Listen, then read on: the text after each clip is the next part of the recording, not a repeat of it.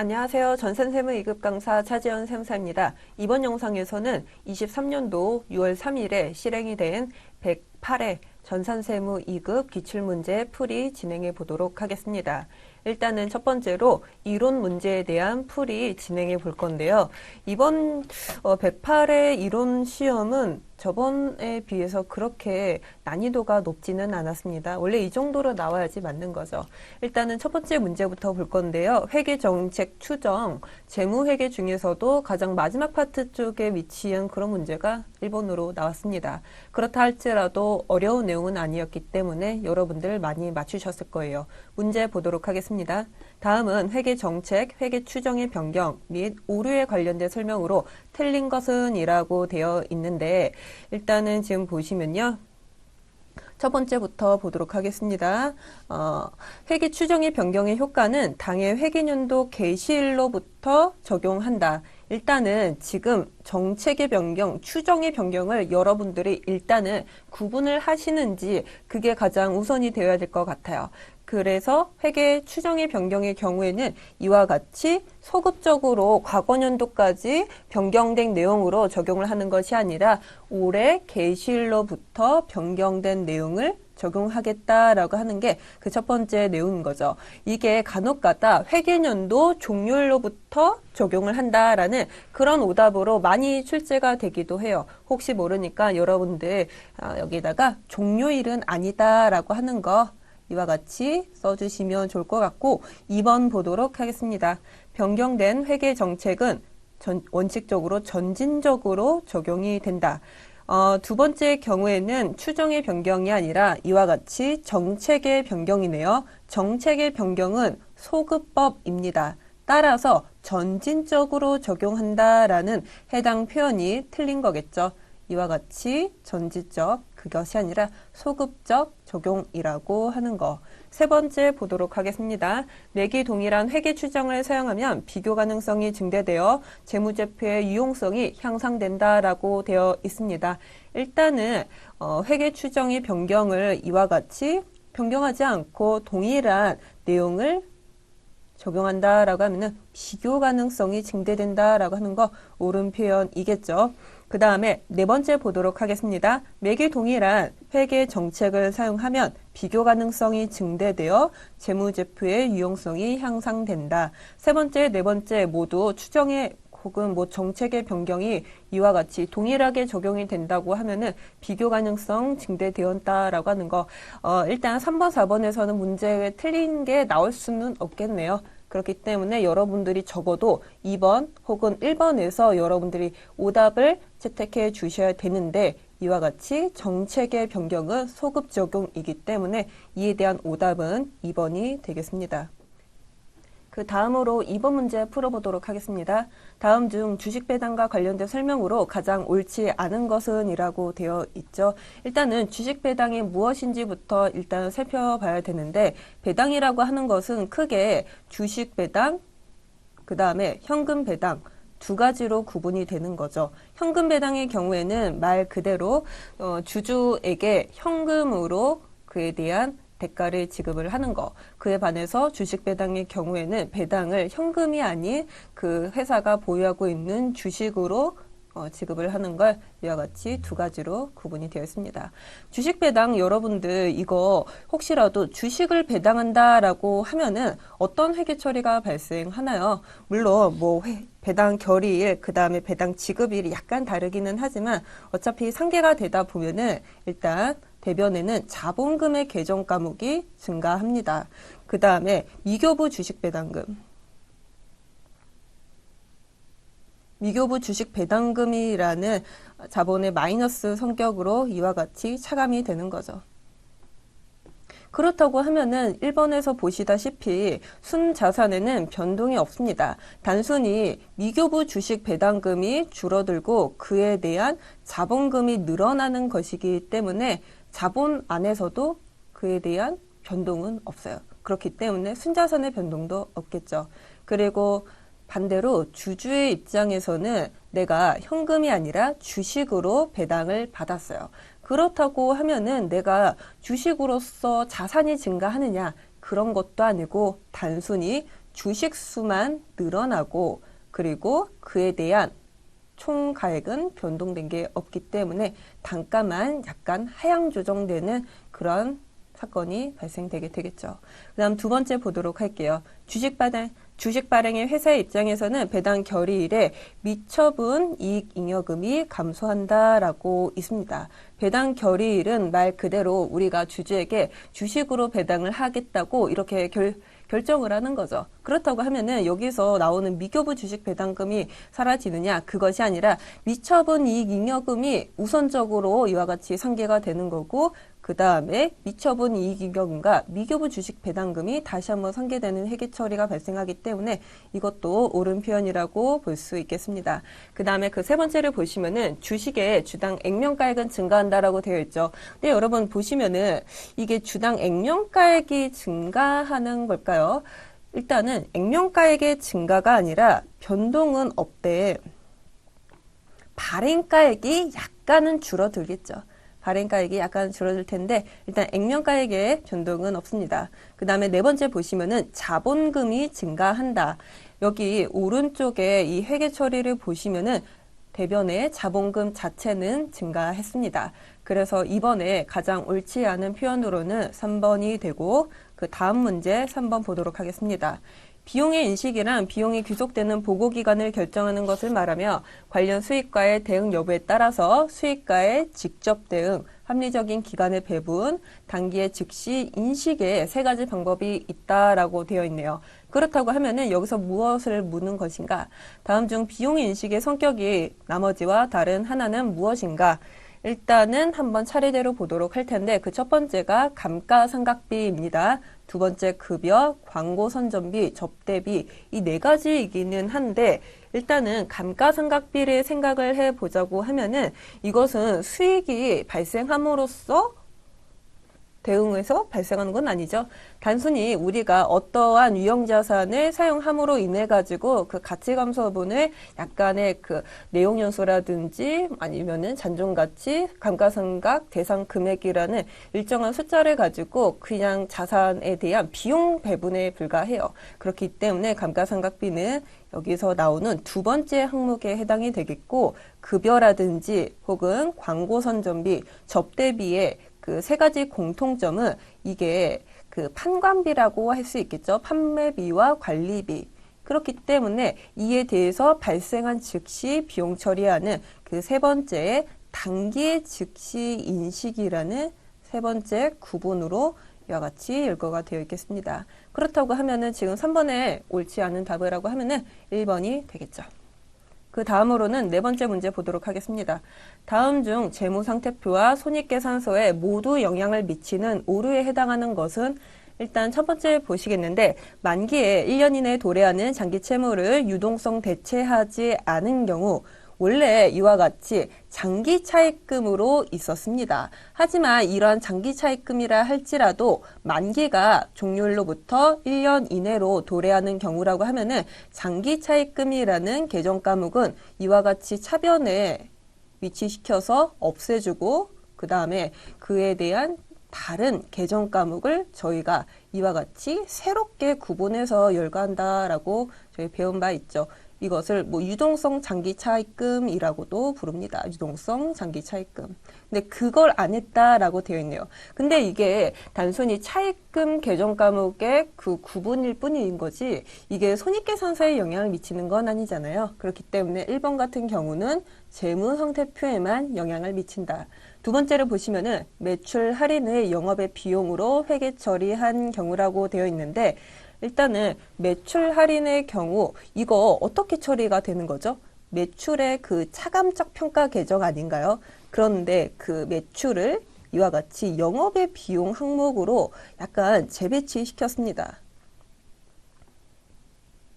수익의 마이너스를 그냥 비용의 발생으로 처리를 한 거죠. 그렇다고 하면은 이는 손익계산서에 영향을 끼칠 뿐이지 재무상태표상의 뭐 상품이라든지 매출 원가 쪽에서는 영향을 끼칠 거라고 보이진 않습니다. 세 번째 보시면은 장기성 매출 채권을 매출 채권으로 분류한 경우 이것도 1번과 마찬가지로 재무상태표에만 영향을 끼치는 거죠. 그 다음에 그 네 번째를 보시면은 감가상각비를 과대 계상한 경우라고 되어 있는데 감가상각비 과세 계상하면 이거 어떻게 되나요? 감가비의 경우 비용이기는 한데 비용이 과대 계상되면은 손익이 줄어들죠. 그리고 손익이 줄어들면은 이익이 줄어듭니다. 이익이 줄어들면은 이와 같이 뭐 법인세 비용도 줄어든다. 이건 뭐 손익적 뭐 관점에서 이렇게 본 거고요. 감가상각비가 늘어나면은 이게 감가상각 누계액이라는 자산의 차감적 평가 계정도 같이 늘어나게 되는 거잖아요. 늘어나는 거죠. 감누가 늘어나게 된다. 그렇다고 하면은 결국에 그와 관련된 장부가액은 줄어들게 되겠죠. 그렇기 때문에 감가상각비가 감가상각 누계액 그리고 그와 연관된 뭐 유형자산과 연관되기 때문에 이에 대해서 손익계산서뿐만 아니라 재무상태표에도 동일하게 영향을 끼친다. 4번이 답이 되겠습니다. 그 다음으로 5번 문제 풀어보도록 할게요. 이게 재고자산 파트에서 가장 많이 나오는 문제 중 하나인데 이와 같이 기말 재고자산에 포함해야 할 금액을 모두 합하면 얼마의 금액이 되는가. 일단은 창고에 남아있는 그 해당 물건뿐만 아니라 창고 밖에 있다 할지라도 이것이 우리 소유의 물건이라고 하면은 그것까지 합산을 해야 된다라는 저희 이론 시간에 배웠습니다. 그럼 첫 번째 보시면은 선적지 인도 조건으로 매입한 미착 상품 100만 원이라고 되어 있는데 선적했던 그 시점에 이와 같이 구입자의 소유권으로 인도가 되는 것이기 때문에 여기서 매입한이라는 표현이 쓰이는 거죠. 그렇다고 하면은 이것은 창고 밖에 있지만 구매자의 재고자산이기 때문에 합산을 해야 되는 거고 그에 반해서 그 두 번째는 도착지 인도 조건입니다. 그런데 내가 도착지 인도 조건으로 물건을 구입한 것이 아니라 거꾸로 판매를 한 거예요. 그렇다고 하면은 이에 대해서는 도착한 그 말은 즉슨 구매자에게 도착했을 때 그 소유권이 이전되는 것이기 때문에 아직은 팔린 게 아니라고 보는 거죠. 일단 300만 원 넣습니다. 그 다음으로 세 번째 보시면은 담보로 제공한 저당 상품이라고 해서 500만 원이 있는데 이거는 그냥 단순히 담보를 제공하기 위해서 우리 창고 안에 있는 물건이 다른 곳에 간 것뿐인 거죠. 아직 소유권이 넘어간 건 아니에요. 그 다음에 반품률을 합리적으로 추적 가능한 상태로 판매한 상품. 근데 이와 같이 추정이 가능한 상태라고 하면은 이것은 합리적으로 내가 얼마만큼 반품이 되겠다라고 예측이 가능하기 때문에 이에 대해서는 판매된 것으로 보겠다라는 내용이 있었죠. 그에 반해서 추정이 불가능한 케이스에 대해서는 이에 대해서는 우리가 아직은 팔린 것이 아니다. 그래서 재고자산에 합산을 해야 된다. 그런 말이 있었습니다. 근데 이거는 추정이 가능하기 때문에 기말 재고자산에 합산을 하지 않고 이 나머지 금액만 합산을 해보면은 900만 원이라는 금액이 계산이 되네요. 문제의 답은 3번이 되겠습니다. 그 다음에 우리 6번 보도록 할게요. 제조부서에서 사용하는 비품의 감가상각비 70만 원을 판매부서의 감가상각비로 회계 처리할 경우 해당 오류가 당기손익에 미치는 영향을 옳게 설명한 것은 일단은 생산한 제품은 모두 판매가 되고 기초, 기말 재고품은 없는 것으로 가정한다라고 되어 있습니다. 그 말은 즉슨 생산하는 즉시 해당 과세기간에 모두 팔린다는 거겠죠. 그렇다고 하면은 일단은 한번 이 해당 상황을 정리해 보도록 할게요. 일단은 원래대로라고 하면은 이 감가상각비 70만 원이라고 하는 것은 제조 원가에 가산이 되어야 합니다. 그런데 이 70만 원이 제조 원가가 아니라 판매부서의 감가상각비로 판관비의 감가상각비로 잘못 구분이 되었다라는 거겠죠. 그렇다고 하면은 이거 한번 보시면은 원래 제조 원가에 가산이 되었다라고 하면은 올해 생산이 된 거죠. 그럼 올해 팔렸겠죠? 기말, 기초, 제공품이 없기 때문에 제품이 없기 때문에 그러면은 이건 모두 제품의 매출 원가로 가산이 될 거예요. 그래가지고 일단은 뭐 매출액이 얼마 있다라고 하면은 그에 대한 매출 총이익이 줄어들겠죠. 총이익이 감소될 거라는 겁니다. 거기에서 우리가 어떤 걸 빼야 되는 거죠? 여러 가지 판매비와 관리비를 차감을 합니다. 그 다음에 영업이익이 나오는 건데 영업이익도 동일하게 동일한 금액만큼 감소되겠네요. 그런데 이게 지금 아닌 거죠. 이에 반대되는 화살표로 여러분들이 한번 골라보시면 좋을 것 같습니다. 일단 그 첫 번째, 제품의 매출 원가가 70만 원만큼 과소계상된다. 여러분들 지금 문제에 대한 답이 바로 나왔죠. 지금 문제에 대한 답이 1번으로 바로 나왔습니다. 일단 보시면은 원래는 이 70만 원에 대한 게 이 판관비로 구분이 되었기 때문에 여기서 과대 계상된 거거든요. 그렇기 때문에 과소계상되었다라는 매출원가 과소계상 이게 또 맞는 거예요. 그렇기 때문에 문제는 1번에서 나오는 거고 답은 1번에서 나오는 거고 그 다음에 과소계상된다? 매출 총이익이? 아니죠. 거꾸로 매출 원가가 과소계상되었기 때문에 총이익은 그만큼 늘어나게 되는 거겠죠. 이거 과대계상인 거고 세 번째 영업이익이 70만 원만큼 과소계상된다. 근데 영업이익까지 갔으면은 솔직히 영업이익에 차감되는 매출 원가라든지 판관비는 그냥 비용일 뿐인 거지 단순 구분해 놓은 것에 불과하잖아요. 그렇기 때문에 이거는 동일하다. 그 다음에 네 번째 보시면은 당기순이익이 70만 원만큼 과소계상된다. 동일하다. 이렇게 볼 수 있겠습니다. 그렇기 때문에 지금 6번에 옳은 답으로는 1번이 되겠고요. 저희 7번 가보도록 하겠습니다. 지금 원가와 관련된 원가 회계와 관련된 내용들이 나오네요. 여러분들 그 가공원가라는 표현 기억이 나실는지 모르겠는데 가공원가의 경우에는 직접 노무비와 그 다음에 제조간접비 이 두 가지가 합산이 된 걸 우리는 가공원가라고 표현을 합니다. 그렇기 때문에 직접 재료비의 구입에 혹은 직접 재료의 기말 재고액과 관련된 이런 내용은 사실상 필요가 없어요. 두 번째 줄부터 보아야 하는 거죠. 일단은 직접 노무원가라는 노무비 20만 원이 나왔습니다. 그렇다고 하면은 그 다음으로는 제조간접비를 넣어야 되는 거겠죠. 이 제조간접비가 여기서 보시다시피 고정 제조간접비, 변동 제조간접비인데 고정은 50만 원으로 자료가 주어져 있고 변동을 해야 되는데 변동 제조간접 원가는 직접 노무원가의 3배이다.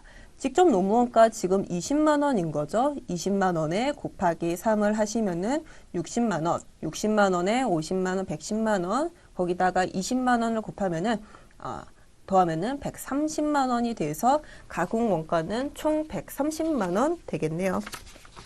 별로 어려운 문제는 아니었던 것 같고 저희 그 다음 문제 풀어보도록 할게요. 다음의 자료에서 설명하는 원가 행태 예시로 가장 올바른 것은 여러분들 계속 원가 회계와 관련된 내용들이 나오는데 그 첫 번째가 주업도가 0이더라도 일정한 원가가 발생하고 주업도가 증가할수록 원가도 비례적으로 증가한다. 여러분들 혹시 이거 X표, Y표 이와 같이 그래프를 그리고 설명했던 거 기억나시나요? X표가 조업도였고 Y표가 원가였습니다. 이와 같이 비례적으로 증가하는 케이스에 대해서는 우리가 변동원가라고 표현을 했었던 거고 그 다음에 그에 반해서 주업도가 증가하기는 하는데 그에 대한 원가가 변동하지 않는 이러한 고정원가도 봤었어요. 근데 지금 1번에서 설명하는 거는 변동원가와 고정원가의 성격이 섞인 거죠. 준변동원가라고도 하고 여기에서 가장 올바른 것이라고 하면은 일단은 고정원가가 일정 금액만큼 발생하고 조업도가 0이라 할지라도 그리고 조업도가 증가하면 증가할수록 비례적으로 증가하는 이러한 그래프를 여러분들이 찾아보시면 좋을 것 같습니다. 일단은 임차료는 고정원가예요. 그 다음에 수선비는 변동원가입니다. 이와 같이 네 번째, 전기요금 여러분들 하나도 쓰지 않으셔도 기본금은 나오거든요. 그 다음에 킬로와트가 증가하면 증가할수록 비례적으로 요금이 증가하게 되죠. 그래서 8번에 가장 옳은 예시로는 4번인 전기요금이 되겠습니다. 제가 1번은 건드리지도 않았는데 직접 재료원가는 당연히 첫 번째 저희가 다뤘었던 변동원가의 성격을 지니고 있습니다. 그 다음에 9번 가보도록 하겠습니다. 종합원가 계산 하에 다음 물량 흐름의 자료를 참고하여 기억과 니은의 차이를 구하면 얼마인가? 일단 기억이 뭔지 니은이 뭔지 가로 안에 있는 내용으로 한번 파악을 해볼 텐데요. 평균법에 의한 가공원가의 완성품 환산량은 몇 개이고 선의선출법에 의한 가공원가의 완성품 환산량은 니은이다 라고 되어 있죠. 근데 여러분들 이거 제공품에 대한 T계정을 이와 같이 그려가지고 기초제공품 300개, 단기착수량 700개, 기말제공품 200개, 단기완성품 800개 이거 다 완성도 곱하면서 다 하실 건가요? 저 같으면 그렇게 안 해요. 일단은 첫 번째 조건을 보시면은 재료원가는 공정 초에 전량이 투입이 되며 그렇기 때문에 지금 문제에서 요구하는 것도 가공 원가로 물어보고 있다는 거죠. 재료 원가는 이미 100% 투입이 됐기 때문에 평균법이나 선의선출법이나 차이가 없어요. 근데 가공 원가는 이와 같이 전반에 걸쳐서 균등하게 발생한다는 조건이 붙었으니까 이 문제가 의미가 있죠. 일단 우리 평균법 하에서는 기초 제공품이나 단기에 착수된 제공품이나 모두 가공된 게 가공이 올해 초부터 모두 투입이 된다라고 보는 거예요. 그렇기 때문에 가공원가의 완성품 환상량은 무조건적으로 기초 제공품 이 300개 전액입니다. 그에 반해서 선일선출법의 이러한 환상량 그 계산 구조는 선일선출, 그 말은 즉슨 전기에 투입된 원재료 환산량을 그대로 인정을 해주고 올해 투입된 거는 그거대로 분할하여 계산을 하겠다. 그런 거거든요. 그렇기 때문에 여기서의 가공원가 완성품 환산량은 300개 곱하기 그 다음에 60%만 그렇죠. 일단 완성도 40%는 전기에 투입이 되었고 올해에 완성시키기 위해서는 60%만 투입이 되는 거잖아요. 그래가지고 300개, 60개인 120개 맞죠? 이것만 여러분들이 차액으로 이와 같이 180개. 잠시만요. 368.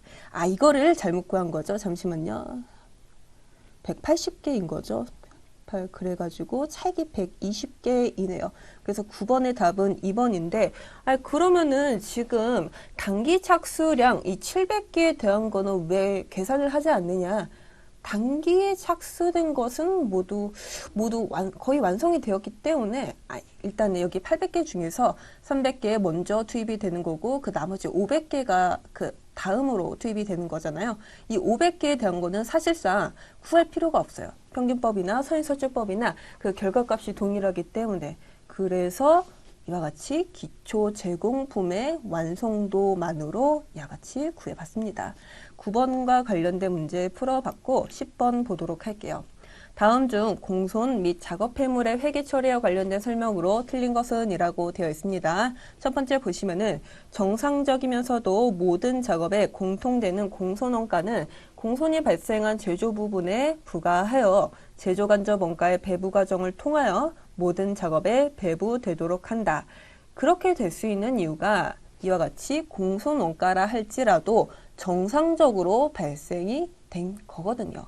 왜냐하면은 우리가 모든 제품을 생산한다고 해가지고 100%의 양품, 정상품만을 만들 수 없습니다. 어쩔 수 없이 몇 %의 이러한 공손품은 발생할 수밖에 없다라는 거죠. 정상적인 범주 이내 것은 이와 같이 제조간접 원가로 구분을 하여 매출 원가로 보는 거고 그 두 번째 보시면은 드디어 비정상 공손품이 나왔네요. 내가 올바르게 관리를 했다라고 하면은 정상적인 수준의 공손품밖에 발생하지 않았겠지만 제가 뭔가 실수를 했어요. 관리를 약간 소홀히 했어요. 그래서 발생한 비정상 공손품이 이와 같이 7만 원이 발생했다라는 거죠. 그런데 비정상 공손품이라 할지라도 이것을 처분할 수 있다. 이걸로 돈을 벌 수 있는데 그 가액이 여기와 같이 10,000원이라는 거죠. 그렇다고 하면은 이거 팔아버려야 되겠죠. 그렇기 때문에 제공품이라는 자산이 대변에 위치됨으로써 없어지는 거고 공손품으로 다시 대체가 되고 이와 같은 손실 7만 원으로 처리를 해 주시면 좋을 것 같습니다. 지금과 같은 경우는 제공품 8만 원이 아니라 공손품 10,000원으로 대체를 한 거네요. 그런데 이 처분 가치가 10,000원뿐이다 보니까 그 차익인 7만 원은 단순히 이 손실로 잡은 것 같습니다. 그 다음에 그 세 번째를 보시면은 작업 필물이 정상적이면서도 모든 작업에 공통되는 경우에는 처분 가치를 제조간접 원가에서 차감을 한다. 일단은 정상 공손의 경우 제조원가에서 차감한다. 처분 가치? 그렇죠. 우리 지금 처분 가치만큼 잡았었던 거고 나머지에 대해서는 우리가 아예 그 제조원가로 보지도 않았습니다. 그 다음에 그 네 번째 보도록 할게요. 작업 폐물이 비정상적인 경우에는 작업 폐물의 매각 가치를 제조간접 원가에서 차감한다. 여러분들 비정상적인 경우에는 이와 같이 제조간접 원가에서 차감을 하는 것이 아니라 그냥 기타 수익으로 두는 거예요. 내가 어떻게 해서든 매출을 돈을 벌기 위해 가지고 비정상 공손품까지도 판매를 했겠지만은 그것은 제조 혹은 매출에서 건드리는 것이 아니라 영업의 수익 항목인 나머지 계정 과목에서 처리를 해야겠다라는 거죠. 그래가지고 지금 10번에 옳지 않은 답으로는 4번이 되겠고 그 다음 문제 가보도록 하겠습니다. 저희 11번 문제부터 풀어보도록 하겠습니다. 다음 중 부가가치세법에 따른 과세거래와 관련된 설명으로 틀린 것을 고르라고 되어 있네요. 첫 번째부터 보도록 할게요. 자기가 주요자재의 일부를 부담하는 가공계약에 따라 생산한 재화를 인도하는 것은 재화의 공급으로 본다. 일단은 여러분들 순수한 가공계약의 경우에는 원칙적으로 용역에 해당이 되는 거 알고 계시죠?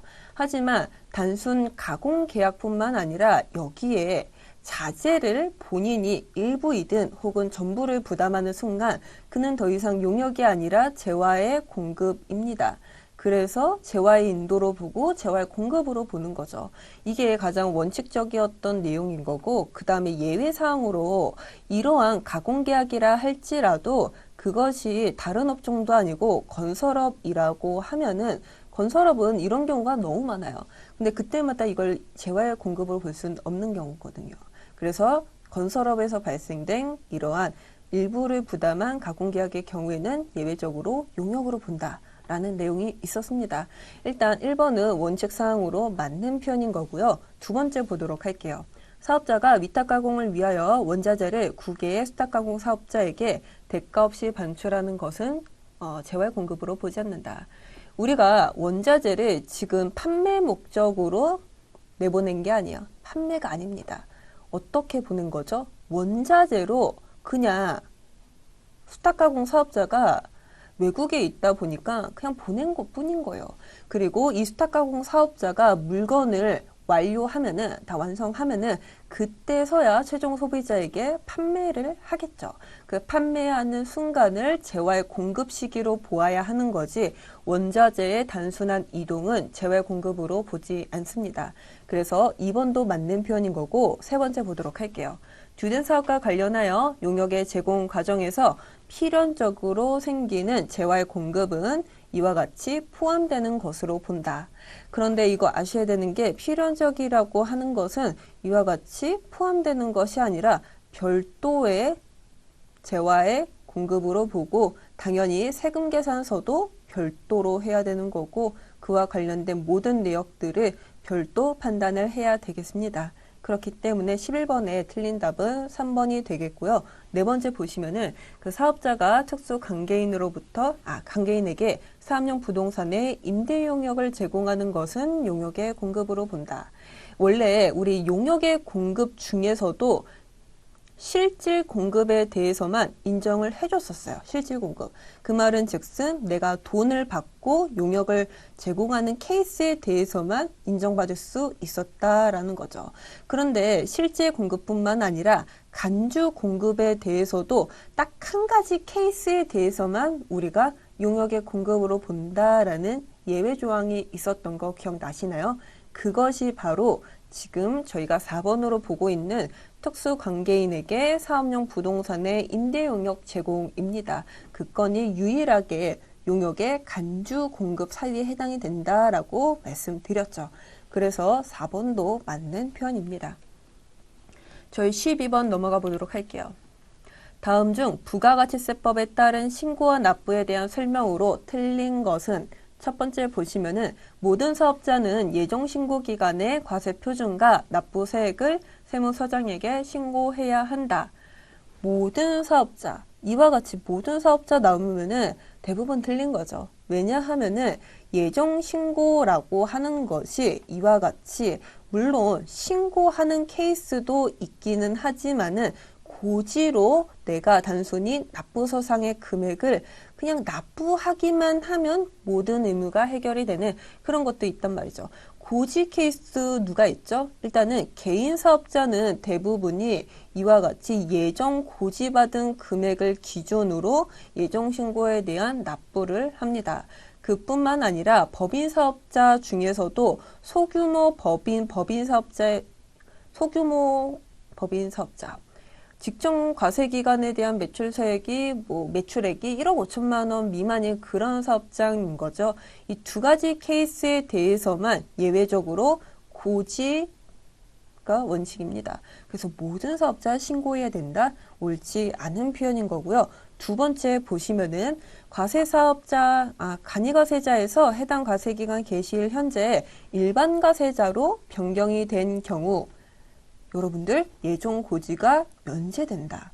이와 같이 예정 고지를 할 수 있는 대상이 크게 개인 사업자, 소규모 법인 사업자이기는 한데 이 중에서도 면제되는 케이스가 있습니다. 일단은 그 첫 번째가 예정 고지받은 금액이 50만 원이 채 안 돼요.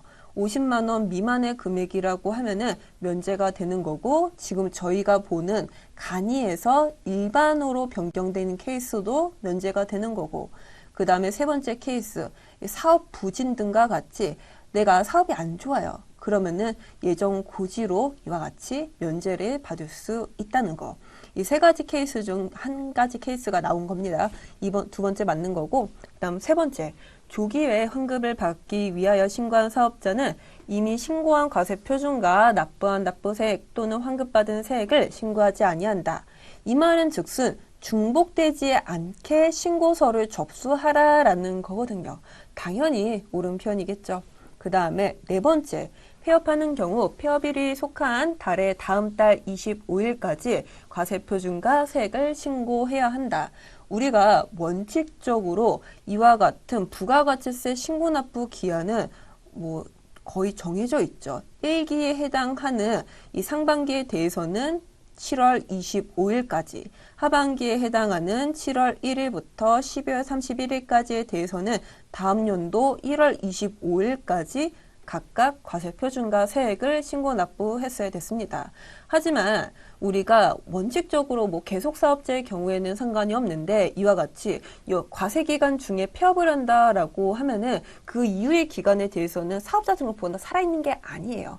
그렇기 때문에 폐업일에 속하는 혹시라도 내가 폐업을 만약에 5월 달에 했다라고 하면은 6월 25일까지는 이와 같이 5개월 동안 발생한 거래 내역에 대해서 신고를 해야 된다라는 예외 조항이 있었습니다. 4번도 맞는 표현입니다. 13번 가보도록 할게요. 다음 중 세금계산서와 관련된 설명으로 가장 올바르지 않은 거. 첫 번째 보시면은 소멸을 영위하는 사업자가 영수증을 발급한 경우 그렇죠. 영수증을 발급하기는 하는데 상대방이 세금계산서를 요구하는 경우라면 세금계산서를 발행할 수 없다? 여러분들 이거 발행할 수 없다인가요? 아무리 영수증 발급 사업자라 할지라도 이와 같이 세금계산서를 요청하는 케이스에 대해서는 발행할 수 있다라고 하는 내용이 있었습니다. 그래서 3번, 1번 틀린 거고 두 번째, 세관장은 수입자에게 세금계산서를 발급해야 한다. 원래 우리가 국내에서 발생하는 재화, 용역의 공급에 대해서는 그 거래 상대방도 국내 사업자이기 때문에 당연히 그냥 판매자가 발급을 하면 되는 거예요. 하지만 그 재화의 수입에 대해서는 판매자가 외국에 있는 사람인 거잖아요. 우리나라 세법상 사업자가 아닙니다. 그래서 세관장이 어쩔 수 없이 수입자에게 세금계산서를 발급을 해야 되는 거죠.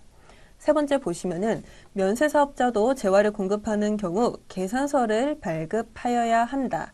우리가 면세 사업자라고 하면은 부가가치세가 면제가 되기 때문에 그에 대한 적격 증빙 발행 여부도 면제가 되는 건가? 그렇게 생각하실 수도 있겠지만은 부가가치세 면제는 면제인 거고 그와 관련된 부대적인 세금 계산서 발급, 근데 세금 계산서가 아니라 계산서 발급이겠죠.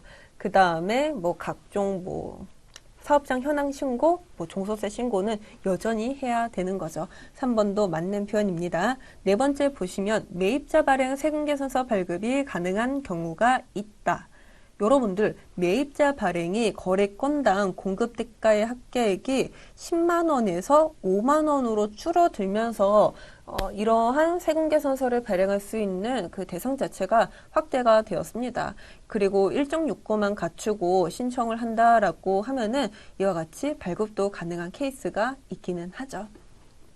그래서 13번에 옳지 않은 답으로는 발행할 수 없다라고 표현한 1번이 되겠습니다. 14번 문제 가보겠습니다. 다음 중 소득세법상 비과세되는 근로소득이 아닌 것. 그 말은 즉슨 과세 대상이 되는 소득을 구하라 라는 거겠죠. 일단은 과세. 이렇게 한번 적고 문제 보도록 할게요. 첫 번째 보시면은 근로자가 출장 여비로 실제 소요된 비용을 별도로 지급받지 않고 본인 소유의 차량을 직접 운전하여 업무 수행에 이용한 경우에는 이와 같이 월 20만 원의 자가운전 보조금이 있습니다. 이거 비과세 대상 근로소득인 거 알고 계시죠? 두 번째 보시면은 현물 식사를 제공하는 대신에 별도로 근로자에게 지급하는 월 20만 원의 식대. 여러분들 식대가 23년부로 10만 원에서 20만 원으로 상향 조정되었습니다. 가장 중요한 내용이었었던 거 기억나시죠? 근데 여러분들 이와 같이 현물 식사가 있고 그 다음에 20만 원의 식대가 있습니다. 근데 혹시라도 이 두 가지가 모두 중복으로 제공이 되는 경우는 이거 어떻게 해야 될까요? 현물 식사에 대해서는 이게 우선적으로 비과세가 적용이 되는 거고 현금으로 받는 식대에 대해서 과세로 처리가 된다라고 하는 거 여러분들 아실 필요 있죠? 그다음 세 번째, 근로자가 6세 이하의 자녀 보육과 관련하여 받는 급여로서 월 10만 원 이내의 금액 이것도 비과세 대상입니다. 물론 두 번째도 비과세 근로소득인 거고요. 네 번째 보시면은 대주주인 출자 임원이 사택을 제공받음으로써 얻는 이익. 일단은 사택 제공 이익은 원칙적으로 비과세인 거죠. 하지만 예외적으로 이와 같이 대주주인 케이스에 대해서는 과세로 처리가 됩니다. 왜 그렇죠, 여러분들? 우리가 대주주인 출자 임원이 어떠한 사택을 제공받는다고 하면은 10평짜리 원룸에 두지 않을 거라는 거죠. 굉장히 호화스러운 주택에 이와 같이 자리를 배치해 줄 건데 그거에 대해서 비과세를 처리한다? 약간 무리인 내용인 겁니다. 그래서 과세 대상이 되는 4번이 14번에 옳지 않은 답이라고 볼 수 있겠죠. 15번 보도록 하겠습니다. 소득세법상 다음 자료에 의한 소득만 있는 거주자의 케이스에 대해서 23년도 기숙 종합소득 금액을 모두 곱하면요. 모두 합산하면 얼마인가? 이거 지금 보시면은 결손금이 발생했어요. 그 결손금이 일반적인 사업소득에서 1,000만 원, 그리고 이와 같이 비주거용 부동산인데요. 사업소득에서 또 7천만 원. 근데 여기에서 보시면은 주택도 아니고 사업용으로 부동산 임대를 하는 케이스는 이 부동산 임대에서 발생한 소득만 이와 같이 상계가 가능한 거잖아요. 그래가지고 이거는 어쩔 수가 없습니다. 건드릴 수가 없어요. 그래서 2천만 원에 대해서만 2,500만 원에서 우선적으로 차감을 하고 그럼 이거 얼마 남을까요? 1,500만 원 남죠. 그 다음에 근로소득 봐야 되는 거죠. 1,300만 원.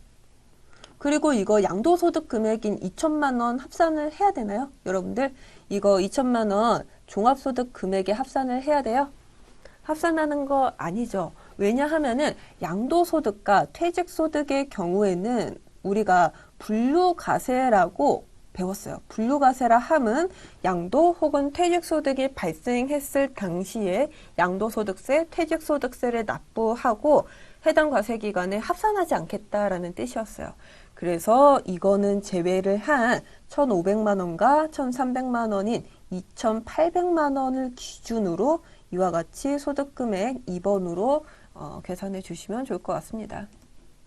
지금 저희 108회 이론 문제와 관련된 해설 진행을 했고 그 다음 영상에서는 실무와 관련된 해설 이어가 보도록 하겠습니다.